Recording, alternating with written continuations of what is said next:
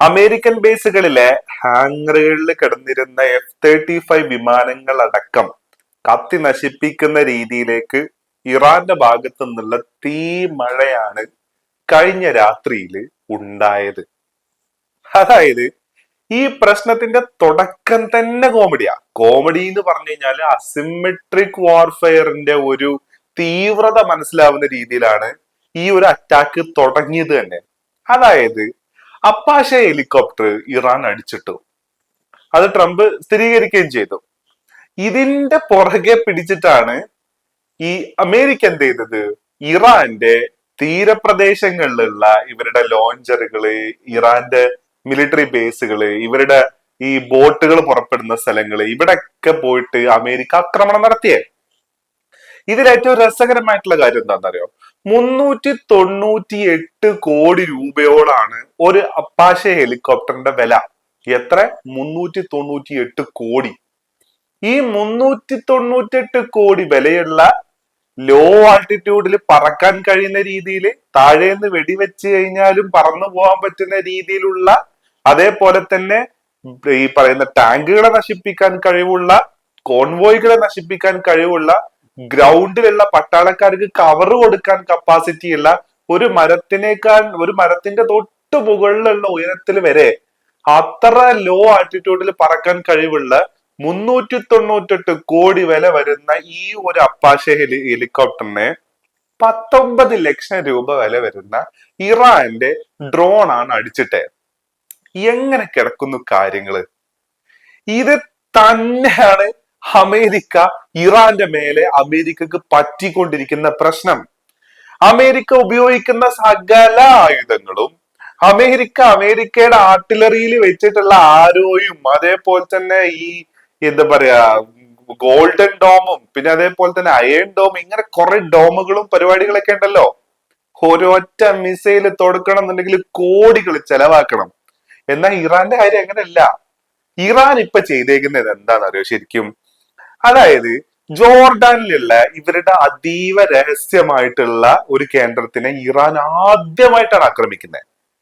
അതായത് ഇത്രയും കാലം മിഡിൽ ഈസ്റ്റില് മാത്രമാണ് ആക്രമിച്ചത് എങ്കിൽ ഇന്നലത്തെ അറ്റാക്കിൽ യഥാർത്ഥത്തിൽ ഇറാൻ ജോർഡാനും കൂടെ ആക്രമിച്ചിട്ടുണ്ട്. നിങ്ങൾക്ക് അറിയാലോ കാര്യം, ജോർഡാനെ ആക്രമിച്ചിട്ടുണ്ട്. ആ ജോർഡാന്റെ മുകളിലൂടെ മിസൈൽ പോകുന്നതിന് ഇസ്രായേലിനെ ആക്രമിച്ച സമയത്ത് ജോർഡാന്റെ മുകളിലൂടെ മിസൈൽ പോകുമ്പോ അതിനെ വീഡിയോ എടുക്കുന്ന അവിടുത്തെ കണ്ടന്റ് ക്രിയേറ്റേഴ്സിന്റെ വീഡിയോ കൂടെ പുറത്തു വന്നിട്ടുണ്ട്. അത് ഒന്ന് കാണാം നമുക്ക്. അപ്പോ ഇതാണ് വീഡിയോ. ഒരുമാതിരി വാൽനക്ഷത്രം പോകുന്ന പോലത്തെ ഒരു വീഡിയോ ആണ്. അപ്പൊ ഇത് കാണാം.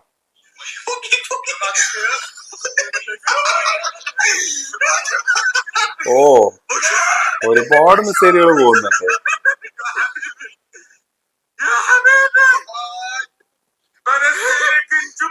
അപ്പോ ഇത് ഇറാൻ ആക്രമിച്ചപ്പോഴുള്ള വീഡിയോ ആണ്.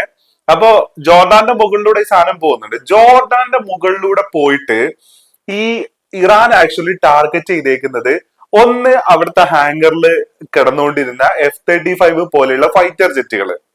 രണ്ടാമത് ഈ പറയുന്ന ഇറാൻ ടാർഗറ്റ് ചെയ്തേക്കുന്നത് അവരുടെ ഈ പറയുന്ന എയർ ഡിഫൻസ് ബാറ്ററികളെയാണ്.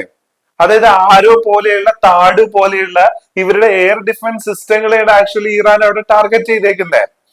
അപ്പൊ ഇറാന്റെ ഒരു കളി എന്താന്ന് പറയുക യഥാർത്ഥത്തില്? അതായത് ഈ പറയുന്ന ഹൈപ്പർസോണിക് അല്ലെങ്കിൽ സൂപ്പർസോണിക് ബാലിസ്റ്റിക് മിസൈലുകൾ ഉപയോഗിച്ചിട്ട് അവരുടെ ഈ പറയുന്ന എയർ കപ്പാസിറ്റിനെ, അല്ലെങ്കിൽ എയറിലൂടെ വരുന്ന ത്രെട്ടിനെ എന്താ പറയാ ടാക്കിൾ ചെയ്യാനുള്ള ഇവരുടെ സിസ്റ്റത്തിന് ആദ്യം സൂപ്പർസോണിക് അല്ലെങ്കിൽ ഹൈപ്പർസോണിക് ബാലിസ്റ്റിക് മിസൈൽ ഉപയോഗിച്ചിട്ട് അടിച്ചിടുക അല്ലെങ്കിൽ തകർക്കുക. ഇവർക്ക് ഇതിനെ റീബിൽഡ് ചെയ്യാൻ പറ്റാത്ത രീതിയിലേക്ക് മാറ്റുക. എന്നിട്ട് എന്താ ചെയ്യുന്നതെന്ന് ചോദിച്ചു കഴിഞ്ഞാല്, ഈ പറഞ്ഞ വില കുറഞ്ഞ ഡ്രോണുകൾ ഉപയോഗിച്ചിട്ട് ഈ പറയുന്ന കേന്ദ്രങ്ങളിൽ പോയി അറ്റാക്ക് നടത്തുക. എങ്ങനെയുണ്ട് കളി? അതായത് അമേരിക്കക്ക് ഒരു കാരണവശാലും മണി കൊണ്ട്, അതായത് വാർ ബജറ്റ് കൊണ്ട് നിലനിൽക്കാൻ പറ്റത്തില്ല, മുട്ടി നിൽക്കാൻ പറ്റത്തില്ല ഇറാന്റെ അടുത്ത് എന്നുള്ളതാണ് ഇവിടുത്തെ ഏറ്റവും പ്രധാനപ്പെട്ട കാര്യം. മാത്രമല്ല, ഇസ്രായേലിനെ ആക്രമിക്കുന്ന സമയത്ത് ഇസ്രായേലിന്റെ കയ്യിലുള്ള അയൺ ഡോം ഒരിക്കലും പ്രാപ്തമല്ല ഇറാനിൽ നിന്നും വരുന്ന മിസൈലുകളെ തടുത്തിടാൻ. അപ്പോ ഇവിടെ ജോർഡാൻ ആക്രമിക്കുന്നതിന്റെ ഒരു കാരണം എന്ന് പറയുന്നത് ഭാവിയിൽ ഇസ്രായേലിന് മേലെ ഇറാൻ അറ്റാക്ക് നടത്തുന്ന സമയത്ത് ജോർഡാനിലുള്ള അമേരിക്കൻ ബേസുകളിൽ നിന്നും ഈ പറയുന്ന ഇറാന്റെ മിസൈലുകളെ അമേരിക്ക ഇന്റർസെപ്റ്റ് ചെയ്യാതിരിക്കാനും കൂടിയുള്ള പ്രിക്കോഷൻ കൂടിയായിട്ടാണ് ജോർഡാന്റെ മേലെയുള്ള അറ്റാക്ക് നടത്തുന്നത്. രണ്ടാമത്തത് ആസ് യൂഷ്വൽ എന്താണ്, കുവൈത്തിനെ അറ്റാക്ക് ചെയ്തിട്ടുണ്ട്. പിന്നെ വന്നേക്കുന്നത് ഈ അമേരിക്കൻ ആർമിയുടെ ഫിഫ്ത് ഫ്ലീറ്റിന്റെ ബേസ്, അതായത് ബഹ്റൈനിലുള്ള ഫിഫ്ത് ഫ്ലീറ്റിന്റെ ബേസിനെയും കൂടിയാണ് ഇവര് ആക്രമിച്ചേക്കുന്നത് എന്നുള്ളതാണ്. അപ്പൊ ഇങ്ങനെ, അതായത് ഒന്ന് ആലോചിച്ച് നോക്കിയേ, ഈ ഒരു വാർ തുടങ്ങുന്ന സമയത്ത് അമേരിക്കൻ ടീമും പറഞ്ഞ കാര്യം എന്താ, 2 ആഴ്ച അല്ലെങ്കിൽ മാക്സിമം പോയി കഴിഞ്ഞാൽ 4 ആഴ്ച കൊണ്ട് എല്ലാം തീർത്ത് തീരുമാനമാക്കി പോകും എന്നുള്ളതാ. പക്ഷെ നോക്ക്, അതായത് ഇസ്രായേലിനെ ഇറാനിൽ നിന്നും ആക്രമിക്കാൻ പറ്റുന്ന രീതിയിൽ ജോർഡാനിലുള്ള അമേരിക്കയുടെ ബേസുകളെ, അവിടുത്തെ ആന്റി എയർ സിസ്റ്റങ്ങള് നോക്കുകുത്തിയാക്കിക്കൊണ്ട് ആ പറയുന്ന ബേസിനെ തകർത്ത് തരിപ്പണമാവുന്ന രീതിയിലേക്ക് അറ്റാക്ക് ചെയ്യുന്ന രീതിയിലേക്കുള്ള കാപ്പബിലിറ്റി യഥാർത്ഥത്തിൽ ഇറാന് വന്നു എന്നുള്ളതാണ്. അത് മാത്രമല്ല, ആയത്തുള്ള ഖൊമേനിയെ പോലെയല്ല മുജ്തബ ആയത്തുള്ള ഖൊമേനി യഥാർത്ഥത്തില് ഇതിന്റെ തിരിച്ചടിക്ക് ഗ്രീൻ ഫ്ലാഗ് കാണിച്ചു എന്നാ പറയുന്നത്. IRGC നേരിട്ട് നിയന്ത്രിക്കുന്ന മനുഷ്യൻ ഗ്രീൻ ഫ്ലാഗ് കൂടെ കാണിച്ചിട്ടുണ്ടെങ്കിൽ പിന്നെ ആമാരെ അടങ്ങി നിൽക്കൂല. അപ്പോ ഓൾറെഡി ഇപ്പൊ CNN അടക്കം, ആക്സിയോസ് അടക്കം പല ആൾക്കാരും പല തരത്തിലുള്ള ഇൻഫോഗ്രാഫിക്കുകൾ പുറത്തുവിടുന്നുണ്ട്. അതായത് എത്ര റീപ്പർ ഡ്രോണുകള്, എത്ര എയർ ടാങ്കർ വിമാനങ്ങള്, എത്ര എണ്ണം നശിച്ചു, എന്തൊക്കെ സംഭവിച്ചു എന്നുള്ള ലിസ്റ്റ് അടക്കം പുറത്തു വിടുന്നുണ്ട് ഗ്രാഫിക്കൽ റെപ്രസെന്റേഷനോട് കൂടെ. ഇതിലും വേസ്റ്റ് ആവാൻ പോകണമെന്നുള്ളതാണ്. താഴേന്ന് വെടിവെക്കുന്ന സമയത്ത് ബുള്ളറ്റുകൾ സാധാരണ പോയി കൊള്ളാൻ സാധ്യതയുള്ള സ്ഥലങ്ങള്, അല്ലെങ്കിൽ ഈ മിസൈലുകൾ വെക്കുന്ന സമയത്ത് അത് പോയി ഹിറ്റ് ആവാൻ സാധാരണ സാധ്യതയുള്ള സ്ഥലങ്ങളൊക്കെ ഏതൊക്കെയെന്ന് ഐഡന്റിഫൈ ചെയ്തിട്ട് അവിടെ കുറച്ചും കൂടെ ശക്തിയുള്ള ആംസ് അല്ലെങ്കിൽ ശക്തിയുള്ള മെറ്റൽ പാളികൾ വെച്ചിട്ട് അതിനെ പ്രൊട്ടക്ട് ചെയ്യുന്ന, 2 വെടി കിട്ടിയാൽ പോലും താഴെ പോവാത്ത ഹെലികോപ്റ്ററുകളാണ് ഈ അപ്പാഷെ ഹെലികോപ്റ്ററുകള്. അവരുടെ ഫ്ലാഗ്ഷിപ്പ് സാധനമാണ്. മലനിരകൾക്കിടയിലൂടെ, മരങ്ങൾക്കിടയിലൂടെ റഡാറുകളുടെ കണ്ണ് വെട്ടിച്ച് പറന്നു പോവാൻ ശക്തിയുള്ള സാധനം. 300 km/h സഞ്ചരിക്കാനും ഇതിന് പറ്റും. ആന്റി ടാങ്ക് മിസൈലുകള്, ആന്റി കോൺവോയ് മിസൈലുകൾ, ഇതൊക്കെ ഉൾക്കൊള്ളുന്ന തരത്തിലുള്ള സാധനമാണ് അപ്പാഷെ. അതിനെന്ത് ചെയ്തു ഇറാൻ എന്ന് പറയുന്ന പുവർ സാധനം, വേൾഡിലെ ആർമി റാങ്കിങ്ങില് എവിടെ 10ഓ 15ആം സ്ഥാനത്തൊക്കെ വരുന്ന ഒരു രാജ്യമാണ്. ഏറ്റവും മുന്നിൽ നിൽക്കുന്ന രാജ്യത്തിന്റെ ഏറ്റവും സോഫിസ്റ്റിക്കേറ്റഡ് ആയിട്ടുള്ള ഒരു സിസ്റ്റത്തിനെ തകർത്തു. 398 കോടി വിലയുള്ള ഒരു സാധനത്തിനെ 19 ലക്ഷം വിലയുള്ള ഒരു ഡ്രോൺ കൊണ്ട് തകർത്തു. നാണക്കേടാ. ആ നാണക്കേടിനെ മറച്ചു വെക്കാൻ വേണ്ടിയിട്ട് അമേരിക്ക നടത്തിയിട്ടുള്ള കൗണ്ടർ അറ്റാക്ക് അതിലേറെ നാണക്കേടായി പോയി എന്നുള്ളതാ. ജോർഡാനിൽ അടക്കരക്ഷയില്ല. ഇപ്പോഴാണ് അബ്ബാസ് അറാഖ്ചി ഒരു സാധനം പറഞ്ഞത്, നിങ്ങൾക്ക് സമാധാനമായിട്ടിരിക്കണമെങ്കിൽ, നിങ്ങളുടെ ഹെലികോപ്റ്റർ ഒക്കെ സുരക്ഷിതമായിട്ടിരിക്കണം എന്നുണ്ടെങ്കിൽ വിട്ടോ, ഇവിടെ നിന്ന് വിട്ടോ. അതായത് ഞങ്ങൾക്ക് ത്രെട്ട് ആയിട്ട് ഈ റീജിയനിൽ ഞങ്ങൾക്ക് ചുറ്റും നിങ്ങൾ ബേസ് അടിച്ച് താവളം വെച്ച് ഞങ്ങളെ തുറച്ചു നോക്കി നിൽക്കാനാണ് നിങ്ങളുടെ പ്ലാൻ എന്നുണ്ടെങ്കിൽ ഇത് ഓരോ ദിവസം നഷ്ടപ്പെട്ടുകൊണ്ടേയിരിക്കും. ഇപ്പൊ ട്രംപിന്റെ ഒരു പ്രസ്താവന വന്നിട്ടുണ്ട്. അതായത് തീരുമാനം ഇനിയും നീട്ടിയാൽ വലിയ വില നൽകേണ്ടി വരും. ഇറാന് കനത്ത മുന്നറിയിപ്പുമായി ട്രംപ്. യഥാർത്ഥത്തിൽ കനത്ത വില ഇപ്പൊ നൽകിക്കൊണ്ടിരിക്കുന്നത് ആരാ? 398 കോടി 19 ലക്ഷം വിലയായിട്ട് തന്നെ എടുക്കുകയാണെന്നുണ്ടെങ്കിൽ ആരാ നൽകിക്കൊണ്ടിരിക്കുന്നത്? യഥാർത്ഥത്തില് അമേരിക്കയാണ്.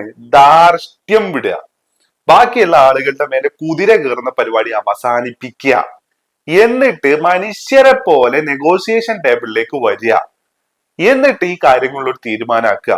ഇതില് വേറെ കുറെ വീഡിയോസ് പുറത്തു വരുന്നുണ്ട്. കഴിഞ്ഞ ദിവസം ഇസ്രായേലിനെ ഇറാൻ അറ്റാക്ക് ചെയ്ത സമയത്തുള്ള വീഡിയോസ് ആണ്.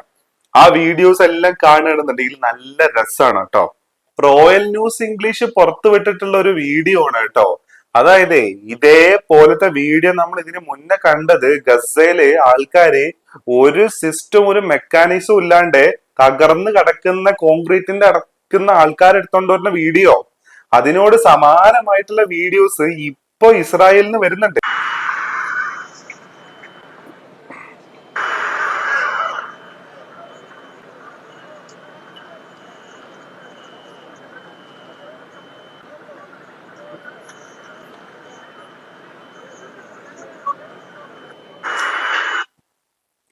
ഇതാണ് ഇപ്പൊ ഇസ്രായേലിൽ സംഭവിച്ചുകൊണ്ടിരിക്കുന്നത്. ഗസയില് കുറെ മനുഷ്യരെ ഇതേപോലെ തന്നെ കുറെ കോൺക്രീറ്റിന്റെ ഇടക്ക് കുറെ ആൾക്കാരെ തപ്പിയതാ. പിന്നെ കുറെ മനുഷ്യന്മാരെ തീർത്തിട്ട് കുഴിച്ചിട്ടിട്ടുള്ളതും കണ്ടെത്തിയിട്ടുണ്ടായിരുന്നു. അതുപോലെ അതേ ഗതി ഇറാന്റെ 4 മിസൈലുകൾ പോയി വീണപ്പോ ഇസ്രായേലിൽ സംഭവിച്ചു എന്നുള്ളതാണ്. ആ ഗതികേടില് തെരയ കോൺക്രീറ്റിന്റെ ഉള്ളിൽ കടന്നിട്ടെ. ഇനി വേറൊരു വീഡിയോയും കൂടെ ഉണ്ട്.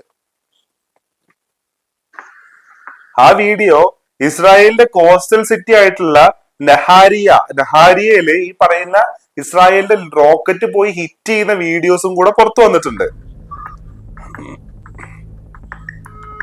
ഈ വീഡിയോസ് പുറത്തുവിട്ടിരിക്കുന്നത് TRT ആണ്. TRT എനിക്ക് തുർക്കി റേഡിയോ ടെലിവിഷൻ, അതാണ് TRTയുടെ ഫുൾ ഫോം എന്നാണ് ഞാൻ മനസ്സിലാക്കുന്നത്.